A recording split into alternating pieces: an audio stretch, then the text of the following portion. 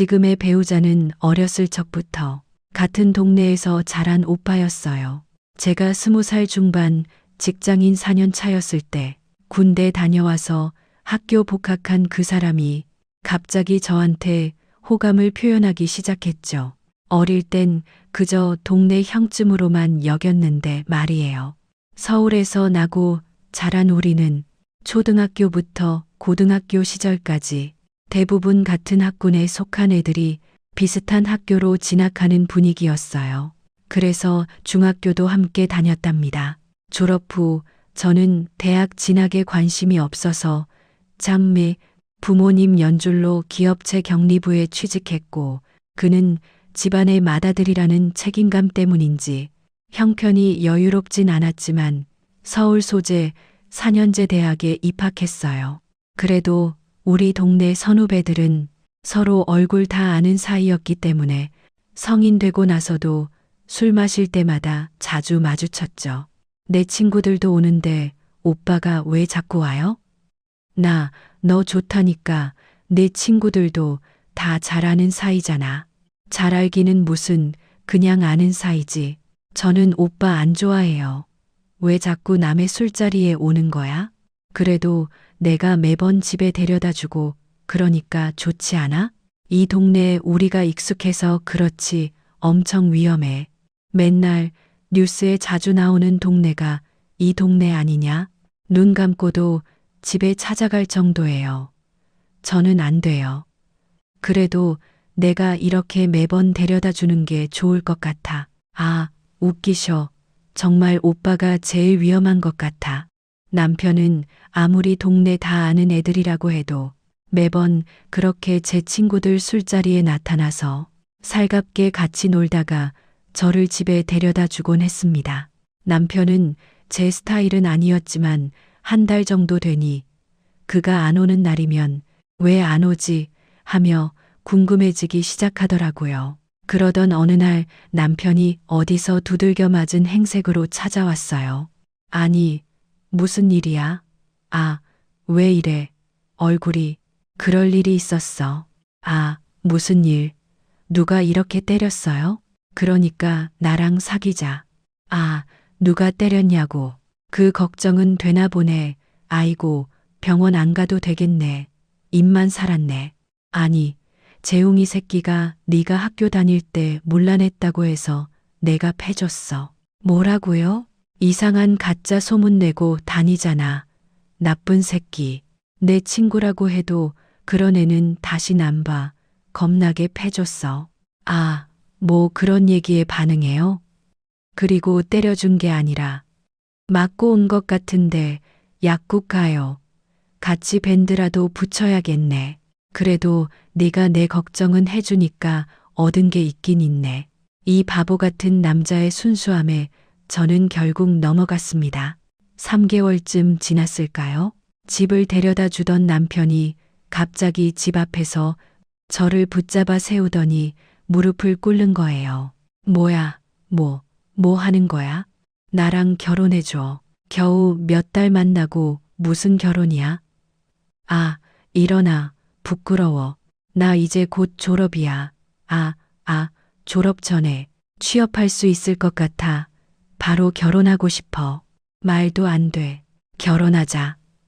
너도 얼마 전에 보니까 친구들이랑 웨딩 촬영했더만. 결혼하고 싶어서 그런 거 찍는 거 아니야? 아, 그건 컨셉 사진 찍은 거고. 매일매일 이렇게 헤어지는 거 너무 싫다. 잘 살 수 있을 것 같아. 잘할게. 내가. 내 나이 24살이고 오빠 나이 26살인데 무슨 결혼이야? 뭐 어때? 옛날 같으면 애가 몇이야? 2010년이야 지금. 무슨 조선시대 얘기를 해? 결혼해줘. 아니면 나 밤새 여기서 무릎 꿇고 있을 거야. 남편은 처음 제게 대시할 때처럼 막무가내였습니다. 제가 그를 미친 듯이 좋아하는 건지는 잘 모르겠지만 전 어릴 때부터 일찍 결혼하고 싶었어요. 뭔가 배우는 것도 관심 없고 반복되는 회사 생활을 하며 남들보다 빨리 사회생활을 해서인지 내 인생의 다음 이벤트는 결혼밖에 없다는 철없는 생각을 했던 것 같습니다. 둘 다 딱히 가진 것도 없고 저희 집은 세탁소, 그의 집은 순대국밥집을 했는데 그냥 동네 장사라 입에 풀칠하는 정도여서 집을 해줄 수도 모두 없었지만 결혼해도 나쁘지 않을 것 같았어요. 그래서 저는 덥석 그의 프로포즈를 받아들였습니다. 동네 예식장에서 간소하게 결혼식을 했습니다. 그래도 그는 제게 결혼 전 피부 관리는 끊어주고 싶다며 동네 미용실에서 하는 에스테틱 시술을 끊어줬죠. 좀 생뚱맞았지만 신부들은 다 하는 거라면서 등 떠미는 그가 귀여웠습니다. 저는 일찍 사회생활을 해서 모아놓은 돈이 좀 있었지만 그걸로 집을 얻기에도 만만치 않았습니다. 저희는 일단 원룸에서 시작했어요. 나름 풀옵션이라 혼수가전은 나중으로 미뤄줄 수 있었고 1년 정도 산 후 시댁의 도움과 제가 모아놓은 돈으로 작은 다세대 주택 투룸 전세집을 얻었습니다. 시댁과 친정은 버스 2 정거장 정도로 모두 같은 동네고 저희도 그 근방에서 살았어요. 남편은 대학 졸업식 전 취업을 했고 일했어요. 제 입장에선 사랑에 불타올라 결혼한 건 아니었어서 일상이 금방 무료해졌다고 할까요? 현실이었고 저와 달리 사랑에 불타올라 결혼하자고 조르던 남편은 조금씩 제게 식어갔어요. 뭐 하냐? 넌 맨날 뭘 뭐해? 일하고 집에 오는 거지. 요리도 좀 배우고 해봐. 장고에 먹을 게 없냐? 네가 가서 일찍 오면 뭐라도 해주지. 맨날 술 먹고 늦게 오잖아. 뭐, 네가 누구는 일 안 해? 집에 오자마자 스트레스 주고 그래? 이렇게 자주 싸웠어요. 저는 결혼 전 제게 쩔쩔매던 남편이 저를 집에서 노는 옆집 옆편네 취급하며 가까이도 오지 않는다는 걸 느꼈습니다. 말투부터 달라졌으니 괜히 더 서러웠어요. 자기가 좋대서 결혼했지 내가 결혼하자고 했나요? 그러면서 별말도 아닌데 서로 받아치면서 싸우기 일쑤였습니다. 3개월 만에 결혼했지만 이렇게 빨리 식을 줄은 몰랐어요. 결혼한 후 2년은 정말 피 터지게 싸운 것 같아요. 이혼하자는 말이 턱끝까지 올라왔지만 부모님께 그런 실망을 안겨드릴 수는 없어서 꾹꾹 참고 혼자 울기도 하고 술 먹고 그랬는데 결혼 4년 차쯤 되니 그것마저 무뎌지고 그래도 저희는 동네 친구들이 다 서로 친구여서 같이 어울리면서 친구처럼 부부처럼 세월을 보냈습니다. 아기를 가져보려고 노력도 했는데 20대임에도 아기가 잘 생기지 않았어요. 그러던 중 주변에서 유기견 새끼를 잠시 맡아줄 수 없냐고 찾아왔어요. 아, 좁은 집에서 어떻게 강아지를 키워요? 아직 새끼야. 이게 허스키 아니에요? 엄청 크지 않나? 그래도 품종견이라 곧 분양될 거야. 아니면 길에 나앉아야 돼. 부탁해. 아, 오빠한테 허락받아야 되는데. 자기네 아직 아기도 없지. 적적하고 그럴 텐데. 강아지 키우면 부부 사이도 더 좋아진대. 지인이 데려온 유기견은 허스키였습니다. 작은 투룸이라 걱정이 많았죠. 무엇보다 요즘 예민하게 굴던 남편과 또 부딪히게 될까봐 걱정도 됐고요. 그런데 퇴근 후 들어온 남편이 예상외로 강아지를 너무 좋아하는 거예요. 이놈 봐라. 정말 장군감이네. 너무 귀엽다. 그렇긴 하지.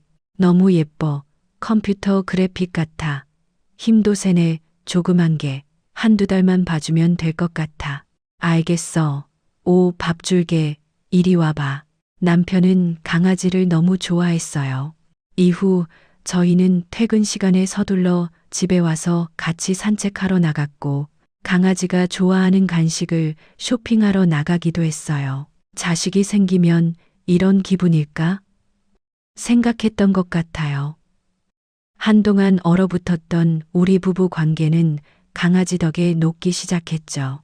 저희는 결국 그 강아지를 계속 키우기로 했고 강아지가 외로울까봐 같은 종으로 한 마리 더 입양했어요. 작은 집에 대형견 2마리와 아이 없는 20대 젊은 부부가 한 가족이 됐습니다. 강아지를 같이 키우면서 저희는 취미도 강아지 관련된 걸로 모두 바뀌었어요. 허스키 동호회에 가입해서 동물 농장에 출연한 적도 있어요. 엑스트라지만 동호회 사람들과 어울리며 우리 부부는 정말 부모가 된 것처럼 서로 의지하고 진짜 가족이 되어 갔어요. 그렇게 세월이 흘러 결혼 10년이 흘렀습니다. 강아지들은 새끼를 낳아서 허스키 4마리를 키웠고 제일 먼저 키우던 아이가 저 세상을 갔죠. 그 세월 동안 저는 아이를 가지지 못했어요. 병원에서는 둘 다 문제가 없다는데 제가 원체 말라서 그런 건지 자연 임신이 되지 않았죠. 안 되면 우리 허스키들이랑 살아야겠다 생각했어요. 하지만 주변에서 저보다 늦게 결혼한 친구들이 하나둘씩 아이를 낳고 돌잔치를 다니는 일이 잦아지면서 저는 왠지 제가 불량품이란 생각이 들었어요. 그 기분이 아이가 없는 현실 그 자체보다 저를 더 힘들게 했던 것 같아요. 남편과 저는 둘 다 장남 장녀였고 양가에서는 아이에 대해 크게 스트레스를 주지 않았지만 저는 아이가 너무 갖고 싶었습니다. 그래서 인공수정을 시도했지만 여러 번 실패했습니다. 착상이 된 후에 아기집이 더 크지 않는다거나 한 번은 임신을 해서 안정기에 들어섰다고 생각해서 친구들과 양가의 소식을 알렸는데 유산을 했죠. 나 정말 살기 싫어. 야, 무슨 그런 말을 해? 아직 우리 나이가 어린데 아이는 또 생길 거야. 왜 남들은 그렇게 쉽게 톡톡 생기는데 나만 안 생기는 걸까? 다 운명이야. 기다려봐. 이번에 우리 아기 보내고 나 진짜 이제 더 이상 살기도 싫고 노력하기도 싫어. 오빠는 뭐래? 오빠도 실망하지 않겠냐? 나라고 생각하는 것도 같아. 아, 그런 게 어디 있어? 여자 문제야? 애가 생겼는데 더 크지 않거나 그렇게 떨어져 나가니까 밭이 안 좋다는 생각을 하지 않겠어? 너 이러다 우울증 걸리겠다. 이럴수록 네가 긍정적으로 세상을 바라봐야 돼. 기죽지 말고 그런 생각하지도 마. 내 잘못 아니야. 친구의 위로를 들어도 위안이 되지 않았습니다. 문제가 없다는데 왜 애가 자라지 않거나 떨어져 나가는 건지 미쳐버릴 것 같았어요. 우리 가족이 더 단단해지기 위해 남들처럼 그냥 평범한 가정을 완성하기 위해 내 자식을 갖고 싶다는 바람이 그렇게 과한 것이었는지 기운이 쭉쭉 빠졌습니다. 남편도 더 이상 인공시술을 하는 것을 원하지 않는 티를 냈어요. 아, 너 몸도 안 좋은데 좀 쉬자. 아, 내가 왜 몸이 안 좋아? 그런 것이 아니라 계속 유산하면 여자한테 안 좋대. 제발 싸우지 말자. 머리 아프다. 그래, 그만하자. 그만하자는 게 아니라 모르겠다. 주말에 나 회사에서 워크숍 간다. 워크숍. 그런 말 없었잖아. 그래서 지금 말하잖아. 무슨 그걸 며칠 전에 말하냐? 마지막 유산 후 남편이 왠지 더 밖으로 도는 것 같다는 생각이 들었습니다. 집에도 늦게 들어오고 술에 취해 들어오는 날도 많아졌어요. 그리고 회사 사람들과 동호회 활동 일랍시고 자주 나갔습니다. 저는 미혼인 친구에게 아무래도 이상하다고 상의를 하게 됐어요. 워크숍? 그런 걸 가기 이틀 전에 말할 수가 있냐? 적어도 주초에는 말해야지. 나도 그 점이 서운해.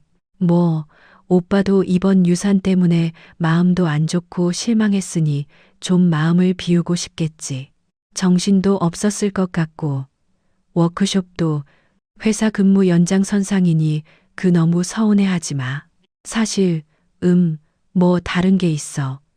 얼마 전에 오빠가 샤워하는데 오빠 핸드폰이 엄청 울리는 거야. 짜증나서 대신 받으려고 보니까 김사원이라고 돼 있는데 후배 직원을 김사원 이렇게 저장하기도 하나 싶어서 그건 좀 그렇네. 진짜 안 친하면 김대리 이렇게 하긴 하지만 김 씨가 한두 명도 아니고 성이 너무 흔한 성이잖아. 아, 이름까지 다 쓰는 게 맞지. 그치? 그래서 혹시 너 오빠 의심하는 거야? 그럴 사람은 아닌데. 그래서 전화 받았어. 누구였는데? 내가 받으니까 바로 끊는 거야. 그래서 더 의심을 하게 되는 거지. 다시 안 해봤어? 남의 전화로 그렇게까지 하고 싶진 않았어. 하긴 폰은 다 잠가놨지. 보통은 지문으로 잠가놨지. 뭐 내일 쫓아가 볼까? 워크숍을 몰래 가보는 거지. 홍천이라며? 정말 워크숍인 것 같으면 우리는 그 근처 한 바퀴 돌고 맛있는 거나 먹고 오자. 너도 요즘 머리 아픈데 바람이나 쐬자는 거지.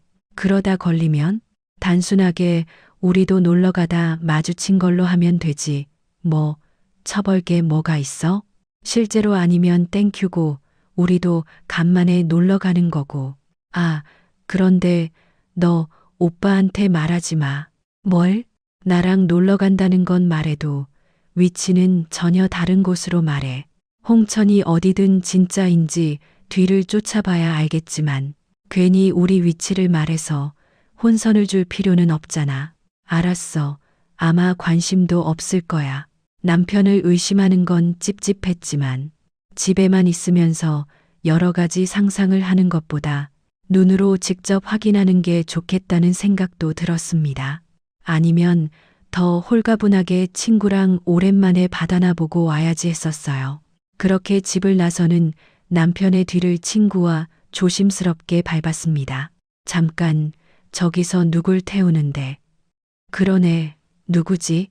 응, 나이가 꽤 있어 보이는데 40대는 돼 보여. 그냥 회사 선임인가 보다. 내 오해였나 봐. 있어봐, 따라가 보자. 남편은 동네에서 얼마간 도로가에서 40대 초반으로 보이는 한 여자를 차에 태우고 계속 이동했어요. 그런데 이상하게 차가 좌우로 계속 움직이는 겁니다.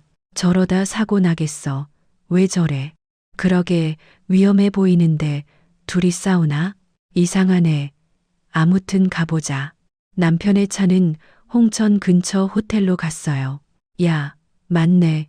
무슨 워크숍을 호텔로 가? 그런가, 호텔이라고 해도 그렇게 좋아 보이진 않는데. 아, 좋고 안 좋고를 떠나서 2명씩 들어가는 곳으로 가나? 갈 수도 있지. 사실 내가 워크숍을 가봤어야 할지. 야, 야, 조용히 해봐.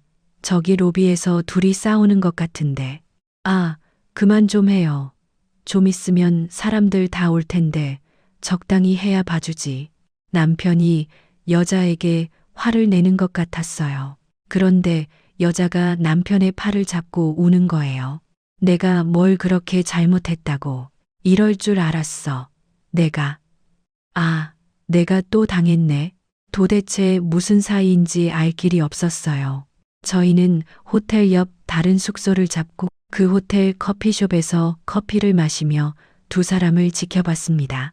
얼마 안 돼서 남편의 회사 동료들로 보이는 사람들이 우르르 몰려왔어요. 두 사람 먼저 도착했네.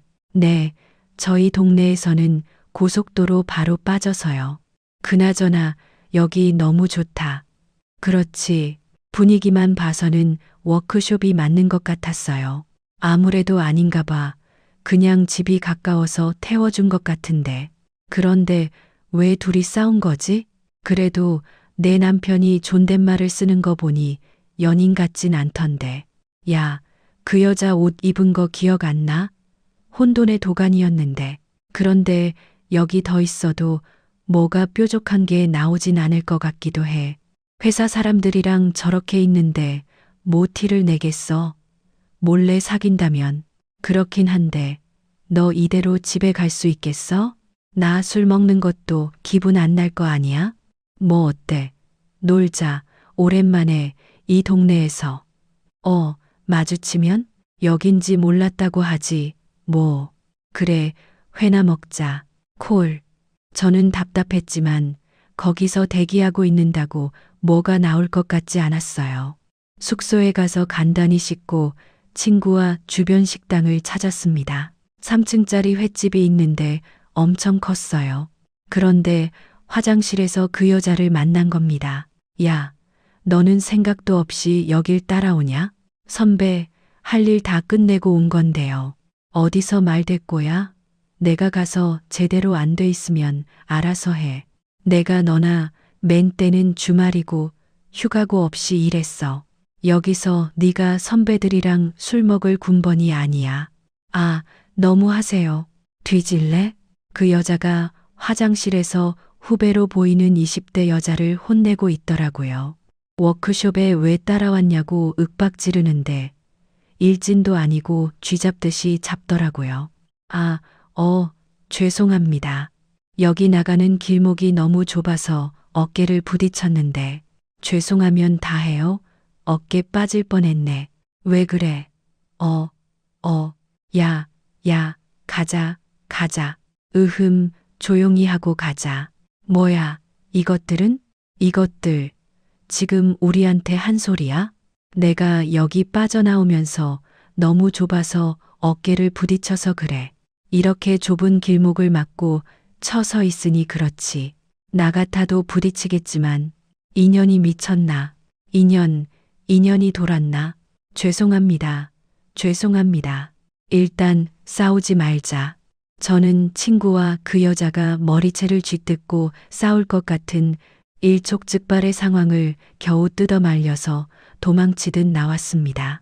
씩씩대며 쫓아오려던 그 여자를 그 후배가 붙잡았고 이렇게 싸워서 남편이라도 보게 된다면 아무리 핑계를 대도 본인 뒤를 밟았다고 생각할 수밖에 없을 것 같아서요. 아직 두 사람 사이를 정확히 알지도 못하는 상황에서 벌집을 잘못 건드렸다가는 낭패라도 판단했죠.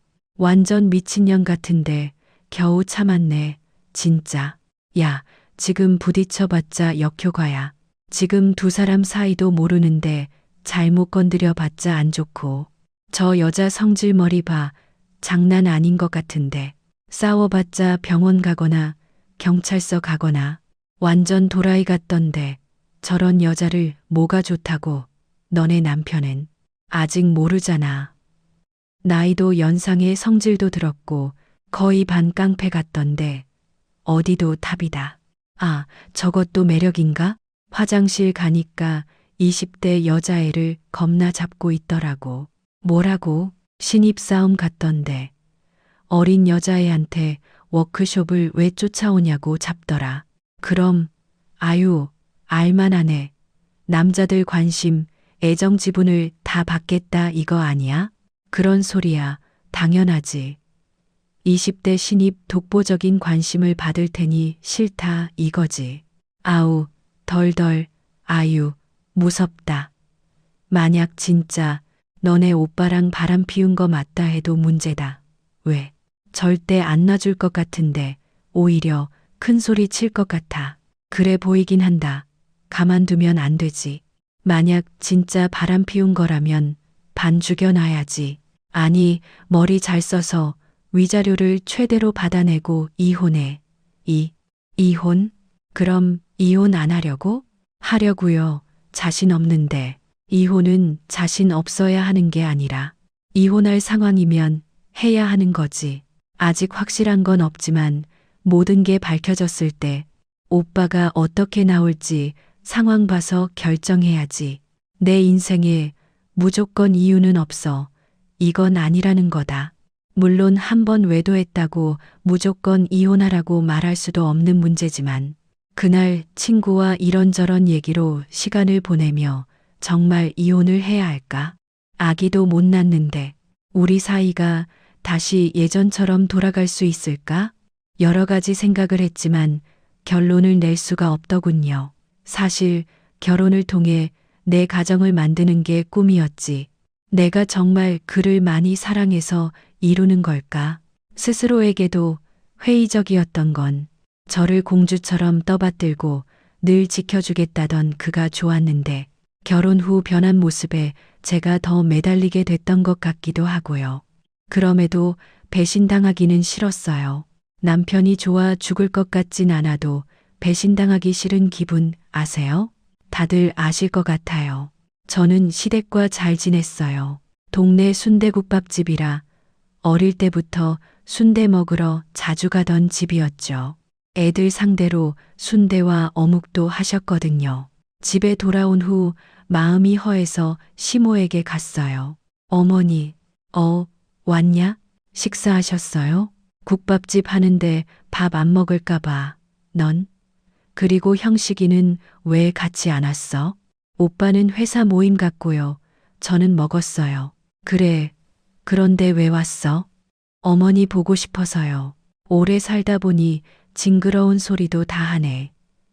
너 몸은 좀 괜찮냐? 그냥 그렇죠. 뭐, 너무 애쓰지 말고. 마음 놓고 그냥 지내다 보면 또 생각지 않게 축복같이 찾아온다. 너무 재촉하지 마. 스스로. 감사해요. 감사는 무슨 스트레스 받지 마. 그런데 어머니 얼굴이 별로 안 좋은데요. 아니야. 요즘 들어 왜 이렇게 별난 사람들이 많은지. 왜요? 배달 시작했잖아. 그런데 후기 쓰는 것도 까탈스럽고 꼭 젊은 애들이 와서 그렇게 머리카락이 나왔다는 등 수저에 고춧가루가 있다는 등 사람을 쥐잡듯이 잡는다. 그게 진짜일 수도 있지만 진짜 머리카락 넣고 공짜로 먹으려고 그러는 사람도 많아요.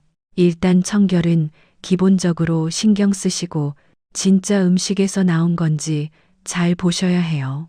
그러니까 난 신경 쓴다고 신경 쓰는데 사람들 앞에서 그렇게 쥐잡듯이 잡으니 언제까지 내가 식당을 할 수 있을까 싶네. 열받네. 또 그런 일 있으면 저 부르세요. 일단 깨끗이 해야지 뭐. 시모와 이런저런 수다를 떨다 집에 왔더니 남편이 예상보다 빨리 집에 와 있더라고요. 어디 갔다 와? 어머니네 국밥집 밥 먹으러. 아니, 그냥. 그런데 오빠는 왜 이렇게 빨리 왔어? 내일 온다고 하지 않았었나? 그냥 피곤해서. 요즘 너무 피곤하네. 옷도 안 좋은가? 먼저 잘게. 내 폰 혹시 울려도 신경 쓰지 마. 폰은 왜? 전화 올 때 있어. 회사 상사 미친 사람 하나 있는데 술 먹자고 연락 올 수도 있거든. 신경 쓰지 마. 응. 남편에게 뭔가 있는 건 분명해 보였어요. 어딘가 계속 불안해 보였고 자면서 식은땀을 흘리기도 했어요. 그 여자랑 잘 되지 않고 있는 걸까? 본인도 이혼은 좀 그래서 저러나? 저도 모르게 이미 남편이 그 여자와 외도를 하고 있다고 단정하며 상상을 하게 되더군요. 다음 날 남편이 제게 얘기를 좀 하자고 하더라고요.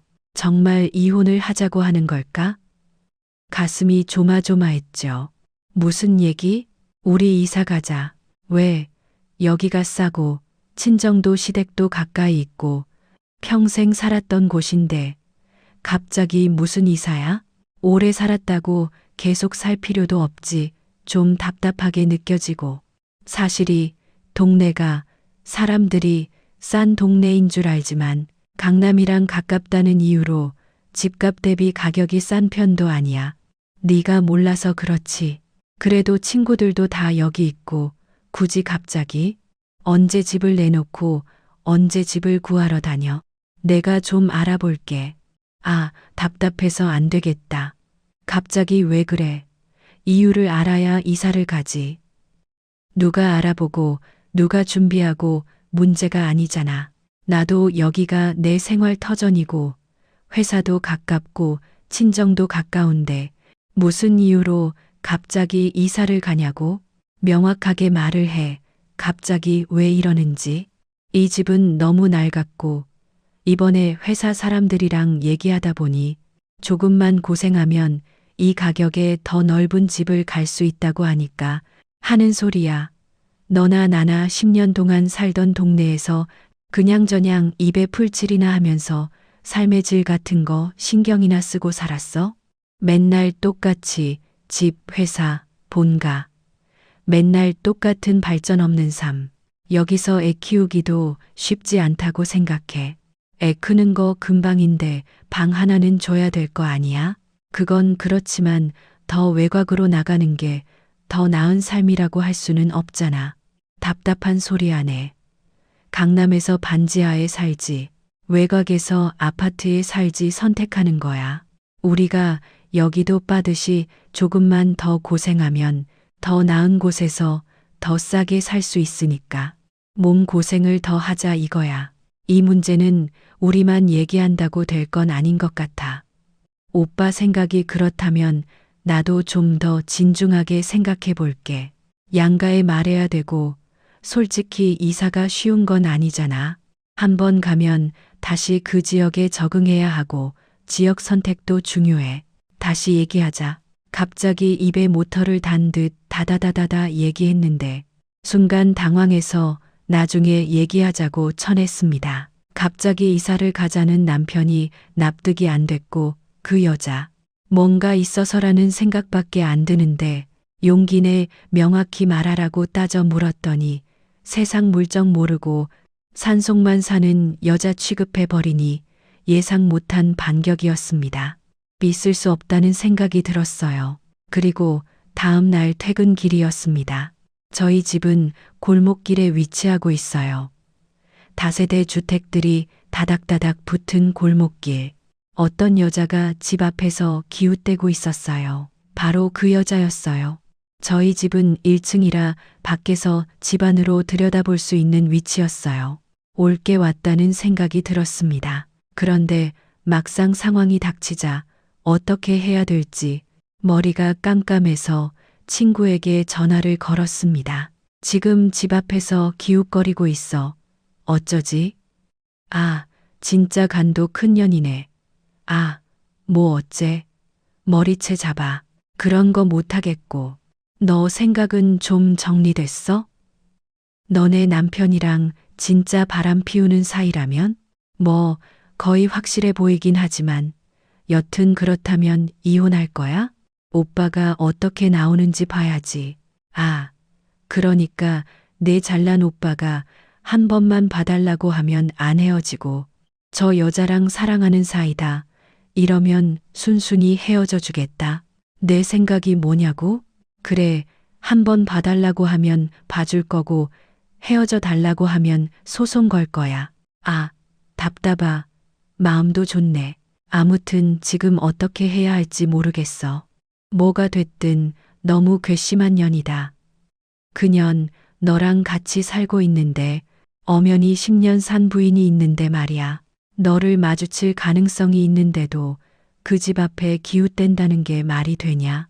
걸려도 상관없다 이거잖아. 멀리서 지켜보는 것도 아니고 오히려 멀리 지켜보기도 못 들어가고 훔쳐보고 있는 건 너네. 화 안 나냐? 가서 내 남편 찾아왔냐? 둘이 무슨 사이냐? 그래서 뭘 원하냐? 내가 가만히 있을 줄 아느냐? 쐐기를 밟고 난리라도 쳐 화라도 내라고. 그래, 넌 내가 바보 같겠지만 막상 내 일이 되면 쉽지 않아. 알았으니까 잘해라. 파이팅. 저는 심호흡을 하고 그 여자에게 다가갔습니다. 저기, 야, 네 여기 저희 집인데 누구 찾아오신 거죠? 뭐 하시는 거예요? 그래요? 제가 아는 사람도 여기 사는 것 같아서 기다리는데 뭐 문제 있나요? 몇 층이야? 참 미쳤나 봐. 아줌마, 내가 왜 그걸 말해줘야 돼? 별 이상한 사람이네. 지금 쳐다보고 있던 집 저희 집이라고. 내가 거길 봤는지 그 위를 봤는지 당신이 어떻게 알고 나 거기 안 봤는데. 아무튼 그 집이면 내가 당신 보러 왔다는 거야? 당신은 내가 아는 사람이 아니니까 갈 길 가세요.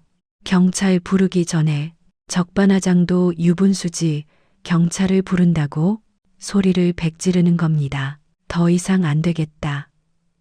이 여자를 이대로 보낼 수 없다 생각했어요. 당신 내 남편 보러 온 거지? 당신 남편이 누군데? 최영식? 최영식?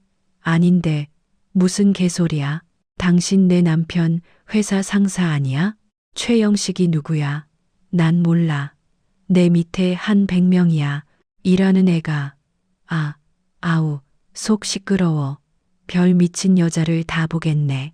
맞잖아. 지난번에 홍천에서 봤다고. 뭐야? 당신 뭐야? 내 뒤를 밟았어? 뭐라고? 지금 남의 집 앞에서 남의 남편 기다린다고 기웃대는 주제. 적반하장도 유분수지. 당신 제정신이야? 지금 뭐 하는 거야? 같이 경찰서 가. 이보세요, 최영식 마누라님. 남편 상사한테 이렇게 실수해도 돼? 아니면 어쩌려고?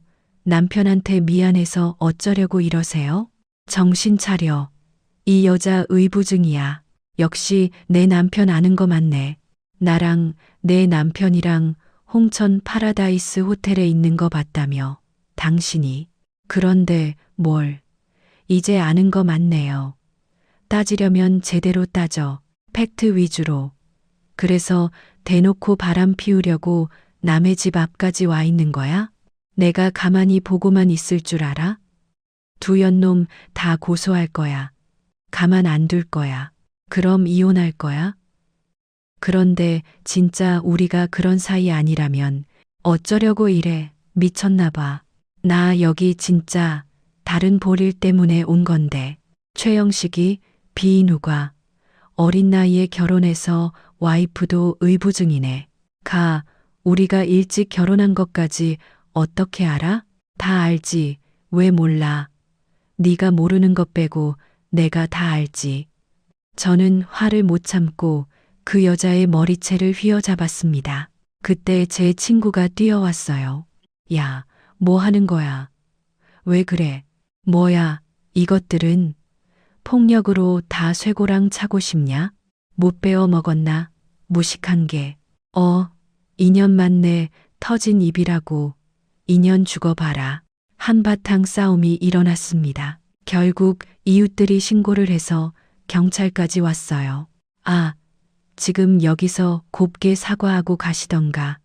아니면 저 경찰서까지 갑시다. 지금 가려고 했어요. 가자.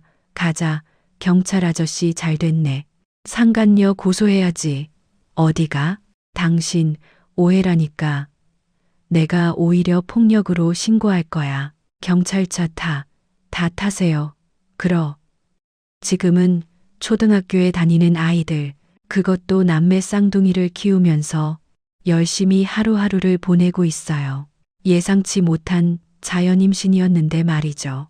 그 일을 계기로 남편과의 관계는 오히려 전보다 훨씬 더 깊어졌답니다. 모든 게 제 착각이었다는 사실이 좀 창피하긴 하지만 제 인생에서 가장 큰 전환점이 된 진짜 전화위복 같은 사건이었어요. 그 사건 덕분에 배우자를 더 깊이 이해하게 됐고 저 자신을 진지하게 되돌아보면서 성숙해질 수 있었거든요. 재정 관리나 자기 개발에 대해 무관심하고 무지했던 과거를 반성하며 요즘은 취미도 새로 생기고 공부도 꾸준히 하고 있어요. 아이들 육아와 살림을 하면서 멋진 엄마로 거듭나기 위해 매일같이 노력하며 지내고 있답니다. 남편은 그 회사를 그만두고 더 나은 직장으로 이직했고요. 당신 여기서 뭐 하는 거예요? 남편이 나타나면서 상황이 역전됐죠. 알고 보니 그 여자는 남편 회사 상사로 일방적으로 남편을 스토킹하던 사람이었대요. 저는 모든 상황을 완전히 잘못 본 거였어요. 동네 사람들까지 나와서 구경하는 통에 너무 부끄러웠지만 이왕 이렇게 된 거 끝까지 밀고 나가야겠다 싶었죠. 그리고 정말로 의심과 신뢰는 종이 한 장 차이더라고요. 부끄러운 얘기지만 끝까지 들어주셔서 진심으로 감사드립니다.